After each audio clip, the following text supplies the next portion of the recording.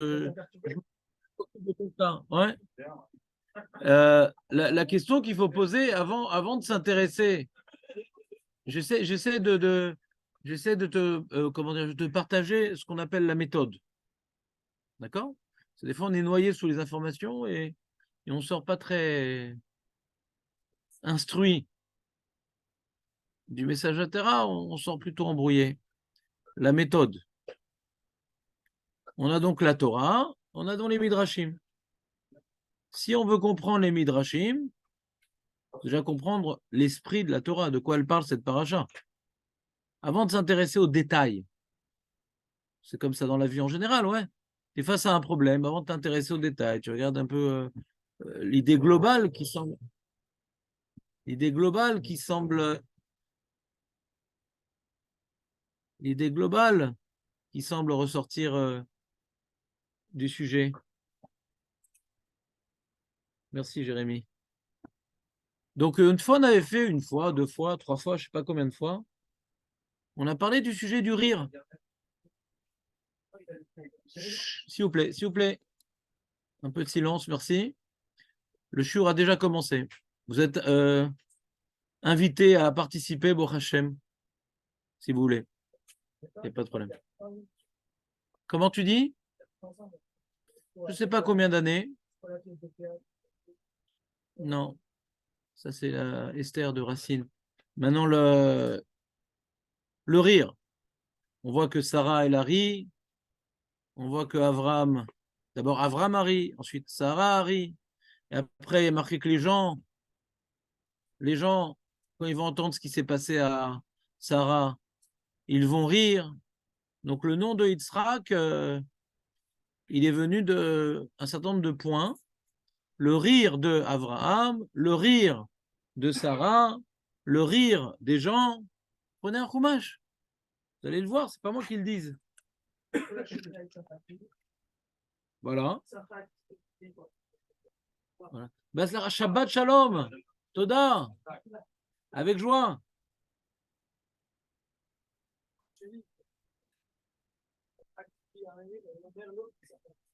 Voilà. Donc, avant de rentrer dans les détails, c'est-à-dire, c'est quand même important que Yitzhak s'appelle Yitzhak et que la Torah semble nous donner des éléments sur le choix de son nom. Alors, c'est quoi ce rire? Il y a le rire de Sarah qui semble être moqueur. Et le rire d'Abraham, il semble être réjouissant. D'où je sais qu'il y a une différence. Les deux est marqué Yitzhak ou Tzahak. C'est l'unkilos. Il traduit différemment les deux termes. Au sujet d'Abraham, il parle de joie. Oh, Samy! Oh là là! Comment ça va? Ça va, bon, prends place, on t'attendait justement. On parlait du rire justement. Du rire. Ah, c'est ma spécialité. Exactement. Donc, c'est vrai que Hachem, il a attendu un certain moment avant que Avram et Yitzhak aient pu mettre au monde leur projet. C'est pas un enfant, c'est un projet. Des fois, on met au monde des enfants parce qu'on est marié, on a peur pour nos vieux jours. Et ce n'était pas le cas d'Avram et Yitzhak. C'était vraiment pas un enfant objet, un enfant projet. Ouais. C'est pas pour les occuper, c'est pas pour donner du sens à leur vie quotidienne, mais c'est pour créer un peuple.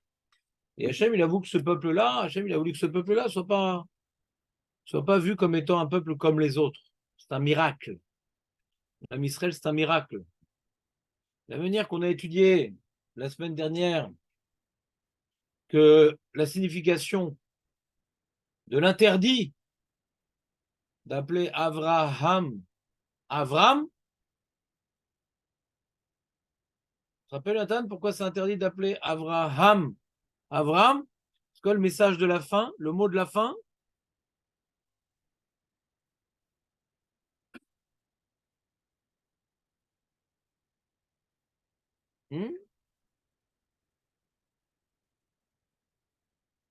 Non. Maître Baruch, vous vous rappelez du message qu'on a essayé de dire? Le mot de la fin. Non. Je l'ai même mis sur la feuille que je passais en français. Le petite idée de la fin. Dommage. Il n'était pas encore cher Chine, non? D'accord. Bon, on a dit tout plein de choses sur Abraham, Israël, Yaakov, etc. Et on a dit le mot de la fin. Il y a la Gemara, les Rishonim, les commentateurs, il y avait le mot de Moshe Amar. Ouais, qui est sûrement le moins intéressant et le moins juste. Mais non, Stam. Je vérifie juste si vous retenez mes bêtises. Ouais.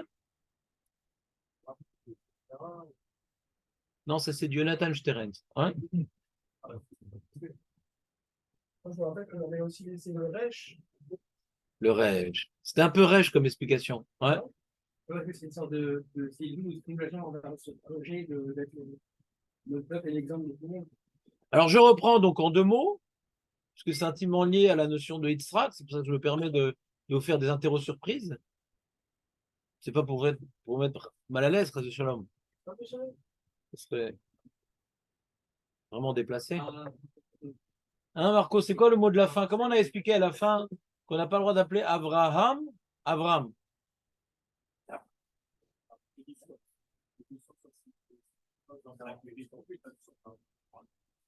L'inflation. Marco? Hein? Mais il a dit aussi pour Yaakov. Alors c'est quoi la différence? Je te prends comme ça à l'atterrissage parce que c'était pas prévu sur la ligne, mais il y a eu du retard sur l'atterrissage.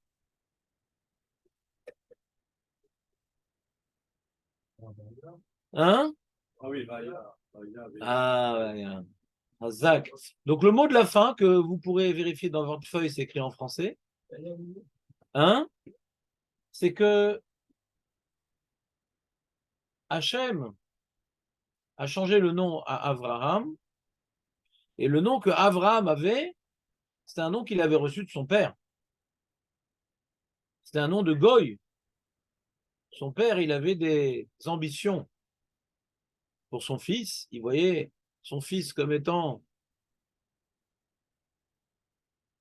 qu'il sera, Bezrat Hachem, doté d'un tel potentiel qu'il sera source d'influence sur toute sa région. Av, les Haram. C'est beau, mais c'est restrictif. C'est beau, mais c'est restrictif. Ouais. C'est comme, par exemple, c'est le champion d'échecs du deuxième sous-sol de Tati Berbès. Ouais. Donc c'est bien, il est champion d'échecs, mais quand même, deuxième sous-sol de Tati Berbès, les mecs sont quand même une alphabète, quoi. Donc c'est pas terrible non plus. Ouais. Donc c'est pas une réussite, c'est plutôt un. Merci. Donc de dire que c'est le patron de Haram, c'est bien. Mais Hachem, il a décidé autrement pour Abraham. Il a vu cet homme donc épris d'idéalisme et il l'a pris. D'accord? Si Hachem n'était pas intervenu, si Hachem n'était pas intervenu pour sortir Abraham de son marasme, ben, il serait resté toute sa vie Avram. Ça aurait été un homme qui lutte contre la Vodazara, qui se laisse pas faire, etc., etc. Mais c'est pas un homme qui incarne des valeurs. C'est un homme qui s'oppose à des valeurs, mais pas qui incarne des valeurs. Vous voyez la différence entre s'opposer à des valeurs et incarner des valeurs? Par exemple, regardez un peu ce qui se passe dans le monde. Il y a des gens, ouais, qui vont Nagui de défendre Israël, des goïms. Pourquoi ils font ça? Pas forcément parce qu'ils incarnent des valeurs. Ils s'opposent au mensonge, ils s'opposent, ouais, à la subjectivité. Attends, pourquoi ces peuples-là, ils bombardent, on dit rien, et eux, ils bombardent, on leur dit? Pourquoi ces peuples-là, qu'on leur a tué une personne, ils massacrent 10 000 et la truc, machin. Donc, il y a des gens qui sont choqués, mais ils n'incarnent pas encore des valeurs, ces gens-là. Mais ils disent, c'est pas possible d'entendre un tel message. On n'est pas d'accord avec un tel message. D'accord? C'est des goïms. Et nous, on est content qu'il y ait des gens qui nous soutiennent. Ils n'incarnent pas des valeurs. Ils sont juste choqués par la vomissure du goy classique. Que tant que c'est un juif qui meurt, ça coûte pas très cher le sang qui coule. Mais si c'est des pauvres enfants à Gaza, alors non. Ça, c'est faut s'opposer. On peut pas se défendre. On peut pas se défendre les juifs. On doit se laisser tuer. On ne peut pas se défendre. Donc ces idées-là, elles sont choquantes. Il y a des gens qui s'opposent à ces idées-là. Ça, c'est un goy. Il n'incarne pas des valeurs. Mais il est choqué. Alors c'était Abraham avant l'intervention divine. La Vodazara, c'est débile. De donner à manger la Vodazara, c'est débile. De vouloir sacrifier ses enfants pour la Vodazara, c'est débile. C'est pas possible. C'est pas possible que ça soit ça la vérité. Il y a sûrement une réalité spirituelle qui dépasse la réalité matérielle de ce monde, qui est à l'origine de tout. Je ne sais pas c'est qui. Je ne sais pas elle est où. Et je ne sais pas ce qu'elle attend de moi. Et là, dans son doute, dans son questionnement, dans sa recherche, dans son marasme intellectuel, il est perdu, Abraham, il est perdu. Hachem dit l'Echlecha. Hachem s'adresse à lui. Et Hachem commence donc à le diriger. C'est bon? C'est-à-dire que si Hachem n'était pas intervenu, on ne serait jamais devenu un peuple qui incarne des valeurs. Et c'est ce que nous a dit Guy, que le nom Avraham, c'est 248. 248, c'est des valeurs. 365, c'est s'opposer à des comportements négatifs. 248, c'est agir selon des valeurs. C'est les méthodes positives. Avraham, il incarne un homme de valeur. Avraham incarne un homme qui s'oppose aux mauvaises valeurs. Avraham s'incarne un homme qui incarne des valeurs. Et Hachem l'a choisi pour ça, justement? Il n'a pas choisi pour ça. Il a fait de lui ça. D'accord. Sans ça, il ne serait pas devenu ça. Ok. Donc il a choisi au hasard un homme. C'est pas au hasard. Puisqu'il a, après, il a fait ce qu'il voulait. Comment vous répondez à la question de Samy? Parce que comme il ne vient pas souvent, il faut que je fidélise quand même. Parce que si je massacre du premier coup, ouais, qu'est-ce qui va rester? Hein? Il y avait déjà des Je viens de dire, il avait une recherche. Mais cette recherche-là aurait été stérile sans l'intervention divine. Est-ce que c'est clair, cette notion-là? Cette recherche, mais il y a des gens qui n'ont pas de recherche. Je vais donner un exemple. L'homme Israël, on est des Bnei Avraham. Il nous arrive une expérience dramatique. D'accord? Dans certains peuples, les Américains par exemple, ils ont des tours qui tombent. D'accord? Ils ne voient pas très loin parce qu'ils ont perdu leurs jumelles. Donc ils ne voient pas très loin. Ouais. Et donc, qu'est-ce qu'ils marquent sur voiture? Ouais, revenge, revenge, revenge. C'est tout, on se venge. On ne voit pas très loin. Il y a une bonne partie du Ham Israël. Alors, il y en a qui parlent de revanche, bien sûr, c'est humain, on ne peut pas juger. Mais une bonne partie du Ham Israël, ce n'est pas 1%, ce n'est pas 2%. C'est plus qu'à l'époque de Hanouka avec les Maccabim. Ce n'est pas une poignée d'hommes. C'est une bonne partie du Ham Israël qui disent c'est une Maca qui vient d'Akadosh parce qu'on a fauté. Et donc, il faut s'améliorer. Il faut donc traduire cet événement tragique en valeur, en action positive. Un goy, comment tu veux qu'il réagisse? Quand il arrive une histoire pareille, qu'est-ce qu'il fait un goy? On se venge, qu'est-ce qu'il fasse? Qu'est-ce que tu veux qu'il fasse? Il va traduire aucun événement de sa vie par des actes constructifs. Il n'en a pas. Si on n'avait été pas le peuple d'Abraham, on aurait eu revenge, c'est tout. Revenge. Tu connais. Quand tu corriges à la vie. Non, c'est pas clair ce que je vous dis. Donc ça, c'est l'idée d'Abraham. Abraham, c'est-à-dire que quand maintenant tu appelles Abraham en oubliant le « et », c'est-à-dire que tu vois la dimension idéaliste de cet homme avant l'intervention divine. Tu oublies que sans Akadosh Baruch Hu, il ne serait pas devenu ce qu'il est devenu. Le et, ça représente un peu Hachem. T'enlèves Hachem de l'histoire de Abraham. Ce qu'on dit à Amon Goïm, Av Amon Goïm, c'est qu'il va être le représentant d'Akadosh Baruch Hu sur toute l'humanité. Il va réunir, Hachem il est Echad, il y a 70 nations, et il y a un homme que par son message, par son peuple, il va réussir à réunir toute l'humanité. C'est à la fin des temps, Bezrat Hachem. Et on le voit déjà, il y a certains signes dans la paracha la semaine dernière, puisqu'ils sont venus tous le couronner, après la guerre des 4 rois contre les 5 rois. Ouais, il y a une sorte de couronnement de cet homme-là, de manière, on va dire, presque universelle. Ouais. Le pontife de l'époque, il est venu reconnaître que cet homme est plus spirituel que lui. Les rois, ils ont vu reconnaître que cet homme est plus guerroyant que eux. Ouais. Il a été reconnu de tous. Sodome, qui incarne le mal absolu, voulait même donner Geld.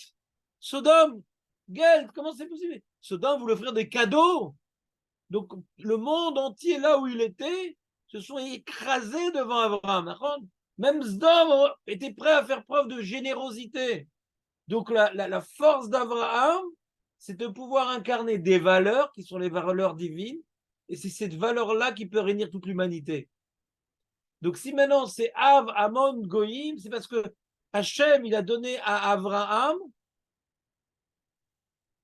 la Torah, la parole divine, la Torah, par laquelle le peuple juif va pouvoir recevoir, diriger, orienter toute l'humanité. Donc, si on l'appelle Avram et non pas Abraham, on oublie que sans Hachem, ce serait resté un patron d'un quartier. Il ne serait pas devenu.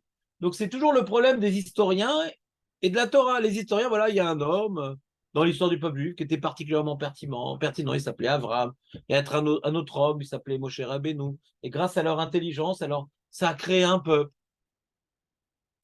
Celui qui pense comme ça, il appelle Avraham Avram.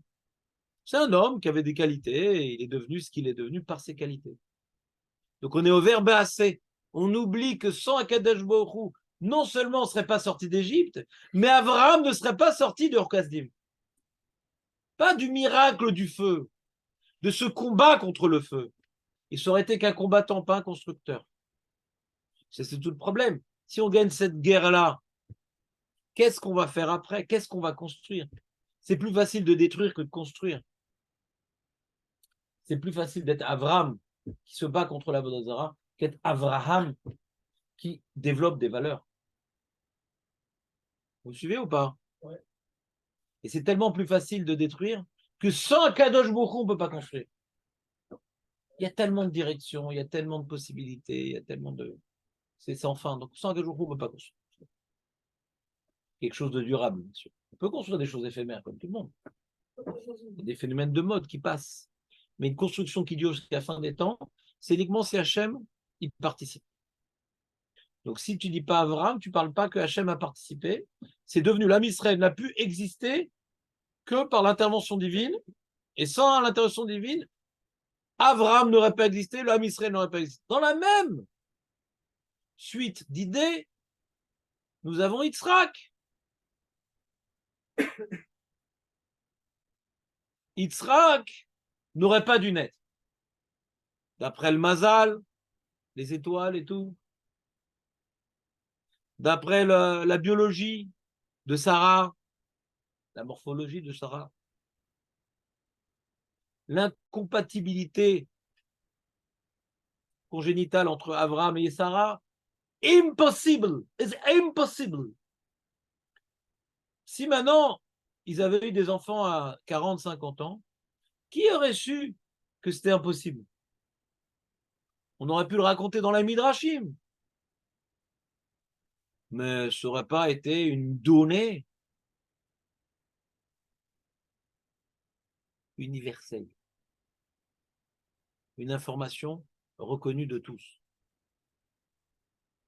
Le fait que Abraham et Sarai, ils ont mis tellement d'années à avoir un enfant, et que c'est venu uniquement après les promesses divines, et c'est venu uniquement après la Brit Mila, tout le contexte dans lequel cette naissance a eu lieu a amené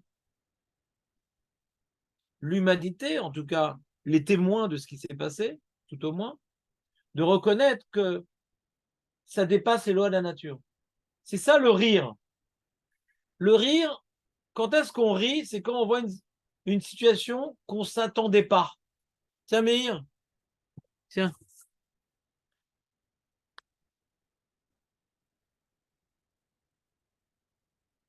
Non, lui, il a le droit. Non, non, non. Voilà, puni. Non, non, mets dans le sac là-bas, s'il te plaît. Ouais. Non, non, parce qu'après, ils vont t'embêter. Je connais l'ambiance. Non, non, tu montres pas. Ah, ah il est puni, il n'aura pas. Non, non. Fallait venir ce matin. Ouais. T'entends, Jérémy, ou pas? On rit quand on est. C'est un truc impensable. Le mec, il gagne au loto. D'accord? Il rigole. Parce qu'il est content. Ouais. Tu vois un mec qui tombe dans la rue. Ça fait peur, il peut se casser une jambe, mais tu rigoles. Parce que le mec, il était avec son costard cravate. Ouais. Cheroti. Un mec Cheroti, avec son costume Cheroti. Voilà, une belle flaque d'eau. Il a amené un milkshake à sa femme, etc. Il glisse. Ouais. Il tombe la tête première dans le milkshake. Ah oui.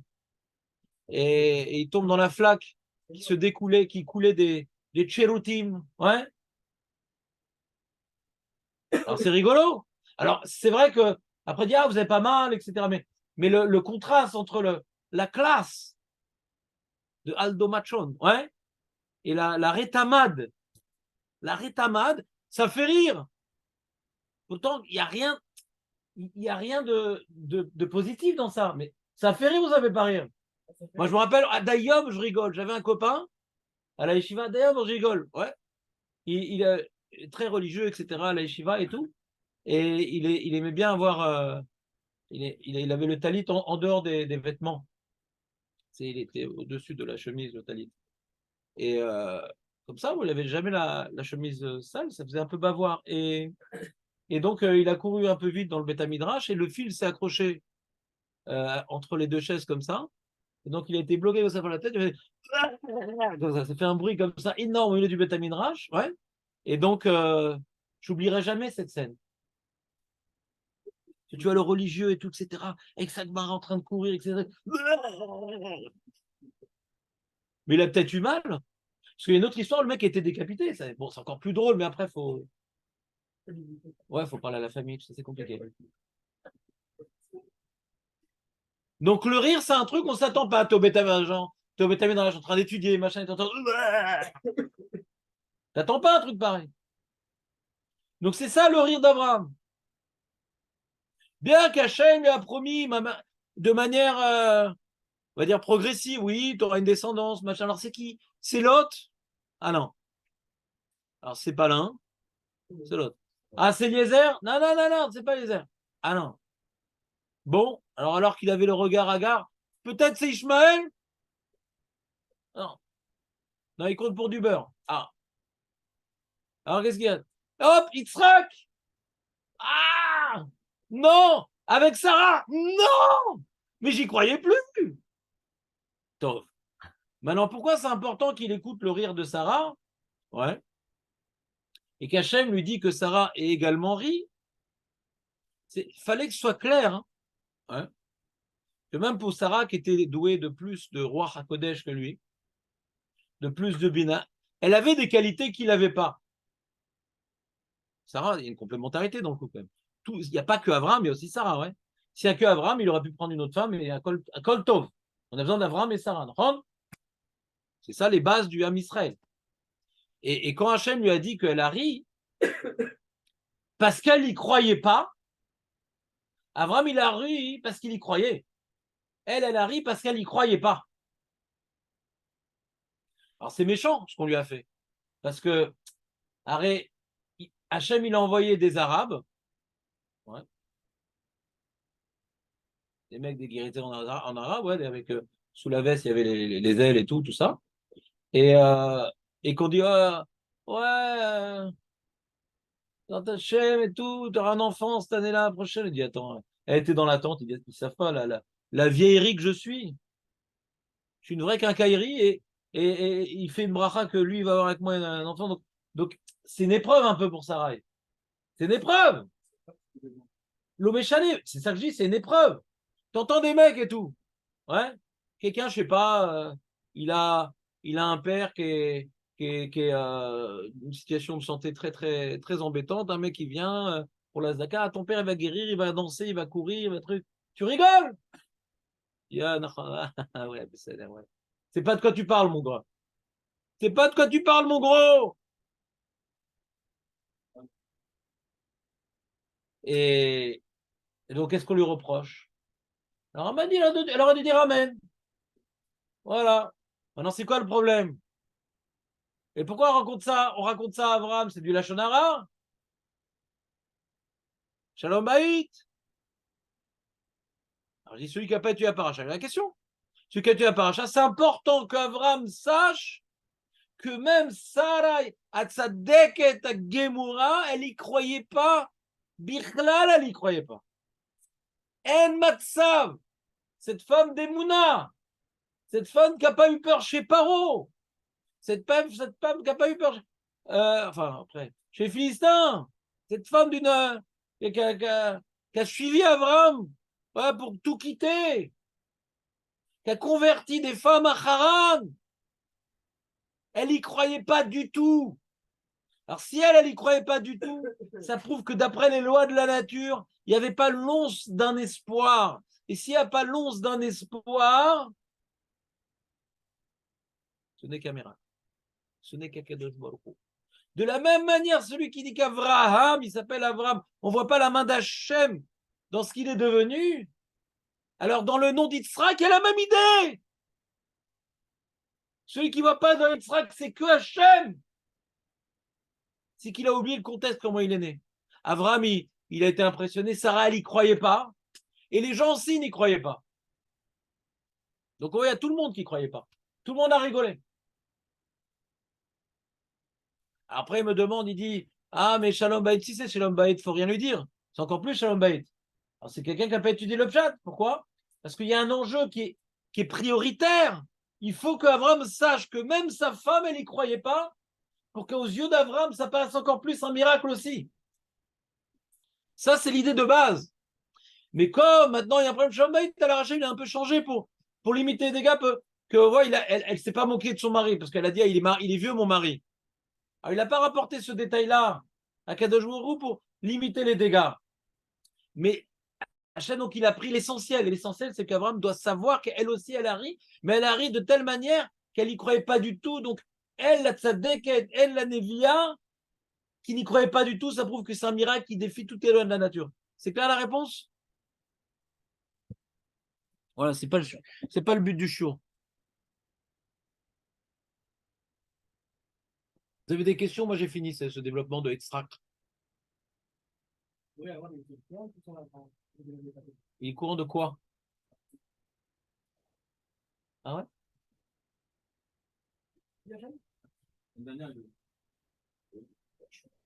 Alors quoi?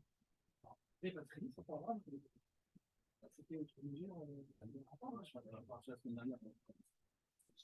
qu'elle dit à part la semaine dernière? Et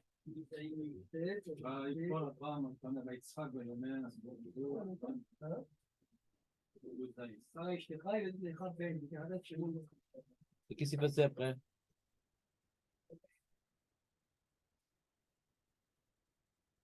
Pourquoi il a dit qu'il allait s'appeler Yitzhak? Pour quelle raison? Voilà, donc tu répètes ce qu'on a dit. C'est ce qu'on est en train de dire. Oui. Il a réagi comme ça, Abraham. Quoi, vraiment, c'est pas possible. Donc, j'ai pas compris ta question. Pour lui, il n'a rien appris. C'est Sarah qui n'était pas au courant. C'est Sarah qui n'était pas au courant. Le Ramban, il dit qu'il n'en a pas parlé à sa femme. Ou bien parce qu'ils sont venus juste après, ou bien qu'on ne doit pas tout dire à sa femme non plus. Toi, tu dis toi à ta femme? Non, pas le. Ah, Aurel, Razak.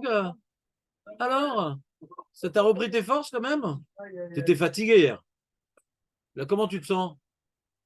Encore fatigué? Jonathan, tu lui fais un massage?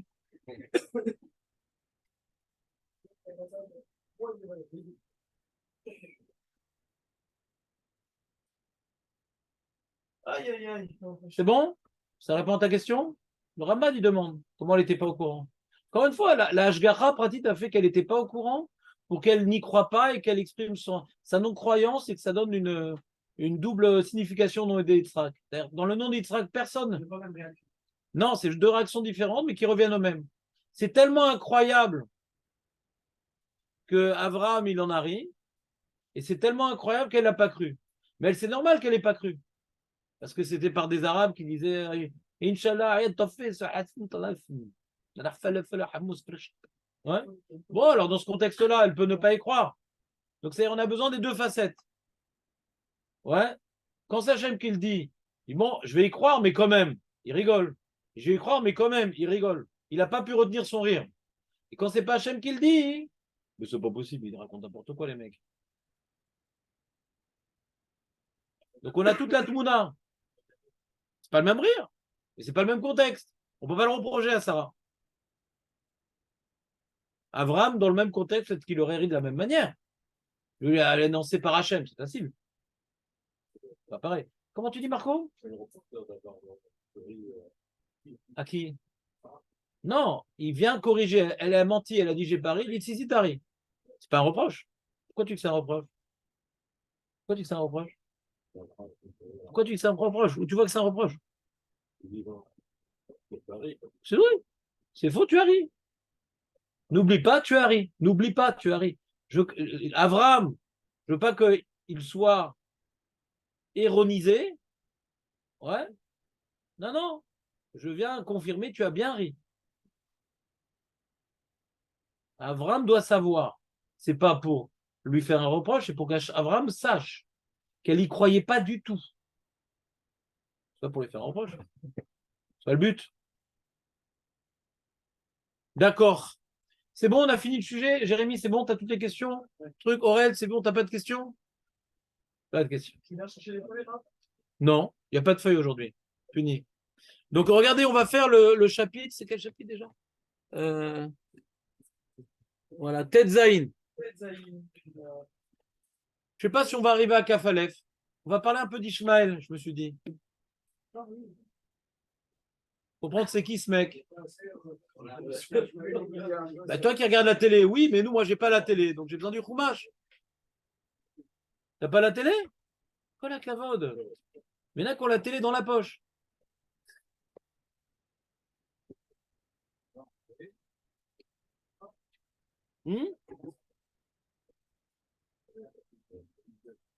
Quoi, ça t'intéresse pas ce sujet Maintenant, il dit, on n'arrête pas de parler d'Ishmael, on a l'impression que déjà il en a marre, Shlomo.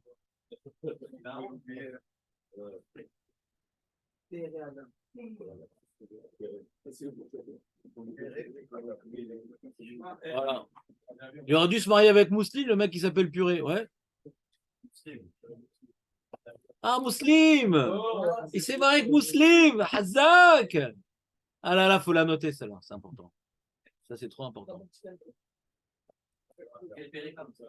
Bah, c'est Tetzaïn, bien entendu. Donc, on est dans Tetzaïn.